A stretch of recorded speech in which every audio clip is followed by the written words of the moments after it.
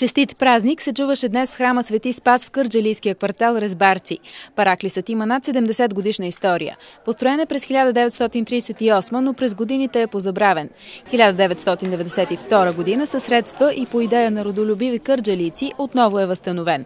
От тогава на всеки празник на това място идват много вярващи от Кърджали, независимо от разстоянието, което трябва да изминат. И днес двора на малката църквичка се изпълни с миряни.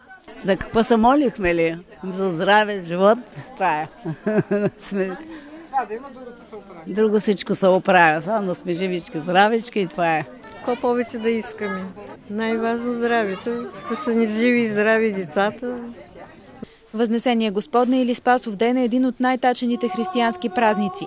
Той винаги се пада 40 дни след Възкресение и е свързан с възнасянето на Исус Христос на небето. Затова и този ден трябва да изпълни мираните със смирение и вяра.